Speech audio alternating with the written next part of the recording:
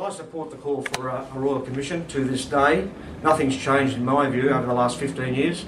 An organisation that professes to be credible, looking after the interests of just average people out there earning a quid, supporting their families.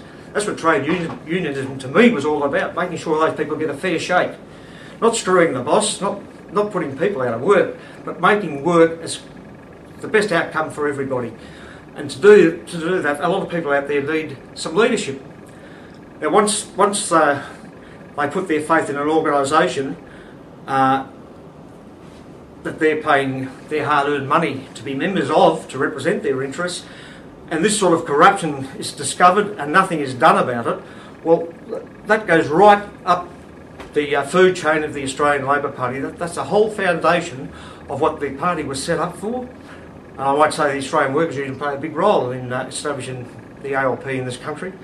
A lot of those old pioneers would be turning in their graves today if they saw the amount of effort that's been put into covering this up. A Royal Commission into the activities of Wilson and Ms Gillard, to get to the bottom of it, certainly is warranted. I don't deviate from my position on that one iota in the last 15 years.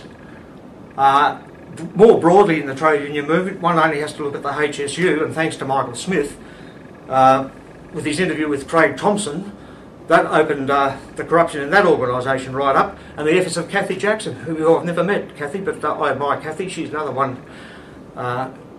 We've never met each other. Her and I've got so much in common, and I wish Cathy all the best for the future. But that's just the tip of the iceberg.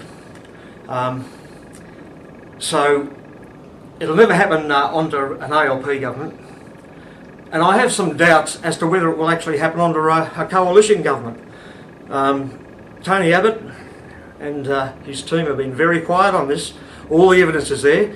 If a journalist, a talented journalist like Michael Smith, can clearly identify direct links to corruption that go all the way to the top of the leadership in this country, and the opposition who are elected to Parliament to ask and bring people to account through questions on the parliamentary oath and the during question time or any other forum within that parliament, they've done nothing.